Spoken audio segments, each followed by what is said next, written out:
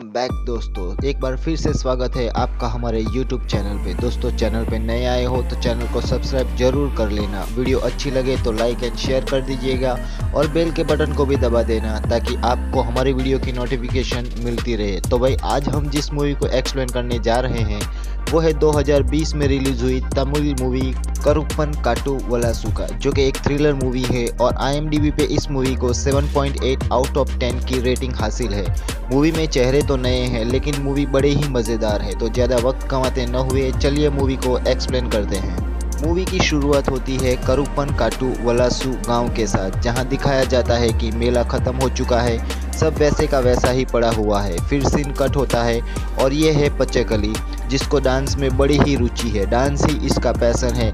गांव में जो कोई भी फंक्शन हो पचकली का डांस तो होता ही है। और ये है मल्ली। वैसे तो पचकली की ज़िंदगी है मल्ली, पचकली की बड़ी बहन की बेटी है मल्ली। कई सालों पहले मल्ली के माँ बाप गुजर गए तो पचकली मल्ली को लेकर यहाँ आ गया।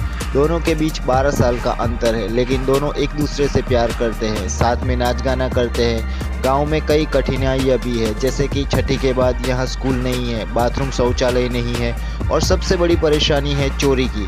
गांव में जब भी विजय सर की मूवी लगती है तब वो त्योहार की तरह मनाया जाता है, लेकिन चोरी भी तब ज़्यादा होती है। और ये है इस गांव का चौकीदार कुरुप्पन, जो पूरे गांव का एकलौता चौकीदार है। ये है रत्मलाई और उनका साथी इदुमुनि।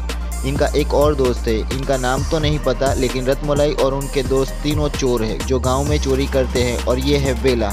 पापा रेलवे में नौकरी करते थे तो वेला को भी रेलवे में जॉब मिल गई। वेला निहायत ही ईमानदार है, लेकिन वो अपने घर जाने के लिए रास्ता बदल के जाता है। कुछ बच्चे उसे पूछते हैं कि तुम्हारा घर तो दूसरी गली में है, तो वेला बताता है कि वो रास्ता गंदा है, इसीलिए वो इसी रास्ते से आता जाता है। ये है बालागुरु, गांव के बड़े आदमी हैं, सब लोग इनका कहा मानते हैं। इनकी एक बेटी है कांतिमती, पढ़ी लिखी है, शादी करके विदेश भी चली गई थी, लेकिन अब उसका तलाक हो चुका है। ग्रेजुएट है तो वो गांव के लिए कुछ अच्छा करना चाहती है और वो अपने पिताजी को इसके बारे में बताती है कि वो गांव में कुछ करना चाहती है, लोगों की प्रॉब्लम दूर करना चाहती है। और कांतिमती विजी की मदद लेती है और गाँव में घूमकर लोगों की समस्या के बारे में पूछती है। और ये है रानी, अपनी पढ़ाई पूरी कर चुकी है और पढ़ाई करना चाहती है, लेकिन इसके लिए उसका भाई और पिताजी राजी नहीं है। हालांकि रानी की माँ चाहती है कि वो और पढ़े। रानी और विजी एक दूसरे से प्यार करते हैं। रात को कोई झाड़ियों में से बात कर रहा था, लेकिन वो कौन था करुप्पन देख नहीं पाता।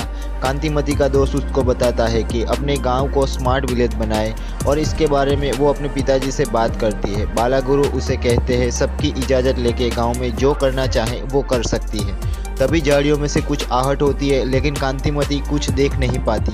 विजी और कांतिमती को रास्ते में वेला मिलता है, जो उन्हें बताता है कि गांव में उसकी नौकरी सिर्फ 2 दिन ही है, बाकी उसकी नौकरी दूसरे गांव में है। रत्मलाई और गांव वाले करुप्पन को बताते हैं कि अब उसकी ज़रूरत नहीं है, क्योंकि अब गांव में कैमरा लगने वाले हैं।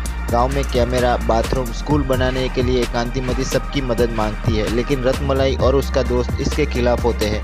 हालांकि पचकली और बाकी गांव वाले कांतिमती के साथ हैं। दूसरे दिन रास्ते साफ करवाए जाते हैं। कांतिमती बच्चों के ट्यूशन लेती है और गांव में CCTV लगाए जाते हैं और कंप्यूटर लाए जाते हैं। और CCTV देख के करुप्पन गुस्सा होता है। करुप्पन जाके वेला से मिलता है, जहां उसकी बातचीत से पता चलता है कि वेला की शादी हो चुकी है, लेकिन अब वो उसके साथ नहीं है। गांव में त्योहार आने वाला है, तो मेले के लिए तारीख तय करने के लिए पचकली और बाकी गांव वाले बालागुरु से मिलते हैं। दूसरी ओर इलेक्शन की मीटिंग में वेला परशु नाम के एक गुंडे के साथ भिड़ जाता है, क्योंकि वेला नहीं चाहता था कि परशु इलेक्शन लड़े। वो दारू के धंधे के लिए जेल जा चुका था। दूसरी ओर कांतिमती का दोस्त उसे बताता है कि वो अपने गांव को टीवी पे दिखाए, ताकि वो लोग भी उनकी मदद करेंगे जो कांतिमती के खिलाफ है। और होता भी ऐसा ही है। रत्मलाई भी टीवी पे कांतिमती और गांव के बारे में अच्छा बोलता है। टीवी पे उनका गांव दिखाया जाएगा, ये सुन के पूरा गांव खुश था। रत्मलाई और इदुमती शहर से गांव आए एक आदमी को रोकते हैं और बताते हैं कि वो जानते हैं कि वो अपनी बेटी के शादी के लिए जेवर खरीदने शहर गया था। आखिर वो रात आ जाती है जब मेला लगता है, खूब नाच गाना होता है। दूसरे दिन जब मेला ख़त्म होता है, ये वही सीन है जो मूवी की शुरुआत में दिखाई देता है। दूसरे दिन एक साथ 4 लोगों की लाशें मिलती है, जिनमें से एक गांव का ही एक आदमी था, दूसरी रानी थी, तीसरा वो आदमी था जो अपनी बेटी की शादी के लिए जेवर खरीद कर लाया था, उसकी चाकू मारकर हत्या हुई थी। और चौथी थी मल्ली, जिसको पत्थर से सर पर मारकर हत्या हुई थी। मल्ली की लाश देखकर पचकली टूट जाता है। अब गांव में 4-4 लाशें मिलती है तो जाहिर सी बात है पुलिस तो आएगी। और पुलिस के पूछते ही रत्नमलाई बता देता है कि वो चोर ज़रूर है लेकिन उसने किसी का खून नहीं किया। पुलिस को पता चलता है कि गांव में सब हाजिर है सिवाय बेला के, क्योंकि उसकी नौकरी दूसरे गांव लगी थी। पुलिस उसे बुलाने भेजती है। वहीं रानी की मां रानी के खून के इल्ज़ाम में उसके पिता और भाई पे लगा देती है और दोनों को पूछताछ के लिए गिरफ्तार किया जाता है। पचकली और उसके साथ काम करने वाले 2 और लोगों को और करूपन को भी पूछताछ के लिए गिरफ्तार किया जाता है। पुलिस सीसीटीवी देख के उसके बारे में कांतिमती से पूछती है तो कांतिमती पुलिस को बताती है सीसीटीवी विजी संभालता है। पुलिस विजी को बुलाती है तो पुलिस को देखकर विजी भागने लगता है तो उसे पकड़कर सर्वर रूम लाया जाता है। कांति विजी को सब बताने को कहती तो विजी बताता है उस मेले में रानी बहाना बनाकर उससे मिलने आई थी, पर वहाँ किसी की आहट आने पर वो चली गई थी। उसकी मौत में उसका कोई हाथ नहीं है। कांतिमती कैमरा चेक करती है लेकिन एक कैमरा की फुटेज गायब थी और ये सब विजी ही कर सकता था, तो विजी को गिरफ्तार किया जाता है। रानी के पिता और भाई आपस में बात करते हैं कि वो कबूल कर ले कि रानी का खून उन्होंने ही किया है, जिससे उनकी दाग कायम रहे। पुलिस अपने सुपीरियर से एक रात गांव में रुकने की और तहकीकात करने की इजाज़त मांगती है और उसका सुपीरियर उसको इजाज़त दे देता है। पुलिस उस कैमरा में देखती है तो उसे पता लगता है कि जिस आदमी की लाश सबसे पहले मिली थी उसे हार्ट अटैक आया था और उसी से उसकी मौत हुई थी। जहां पुलिस ने एक केस सॉल्व कर दिया, वहीं दूसरी ओर रत्नमलाई अपने दोस्त इदुमती को शराब के नशे में बताता है कि उसने वो गहने वाली आदमी की बात अपने दोस्त से की थी और उस दिन वो गांव में दिखा भी था और उस दिन वही आदमी झाड़ियों में से बात कर रहा था जिसे करूपन देख नहीं पाया था और उसी ने गहनों की चोरी करते हुए उस आदमी को चाकू मारकर मार डाला था। सीसीटीवी से ये बात पता चल जाती है। पुलिस उस आदमी को ढूंढने के लिए कहती है क्योंकि शायद वो दूसरे गांव का था। अब पुलिस ने 2 केस सॉल्व कर लिए थे। वहीं दूसरी ओर कांतिमती और उसके पिताजी दुखी है क्योंकि एक रात में ही गांव में क्या से क्या हो गया। पुलिस पचकली के साथ वाले दोनों आदमियों को मारती है और उनसे जुर्म कबूल करवाती है, लेकिन वो दोनों बताते हैं कि वो दोनों बेकसूर हैं, उन्होंने कुछ नहीं किया। तब वो पुलिस वाला बाहर निकलकर दूसरे पुलिस वाले को फ़ोन करता है जो रानी के पिता और भाई की पिटाई कर रहा था और वो बताता है दोनों बाप बेटे ने अपना जुर्म कबूल कर लिया है। उन्होंने रानी को मारा क्योंकि रानी विजी से प्यार करती थी और उस रात उन दोनों को उसके भाई ने देख लिया था और समाज में बदनामी के डर से उन्होंने रानी को मार डाला। पुलिस ने 3 केस सॉल्व कर लिए थे, अब बचा था सिर्फ मल्ली का केस। तो पुलिस वाला वापस आके उन दोनों को खूब मारता है और उनको इस तरह मार खाता देख करूपन अपना जुल्म कबूल कर लेता है। वो कबूल करता है कि उसने ही मल्ली को मारा है। उस रात जब वो गांव की रखवाली कर रहा था तब उसने मल्ली को किसी आदमी के साथ देख लिया था। वो आदमी तो भाग गया। करूपन ने उसे पूछा कि पचकली तुमसे कितना प्यार करता है, फिर भी तुम उसे धोखा दे रही हो। और ये बात सुन के वो उल्टा करूपन को मारने लगी।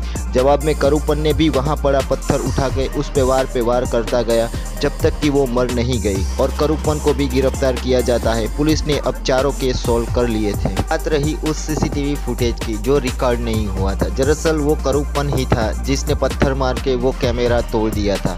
रुकिए अभी मूवी ख़त्म नहीं हुई।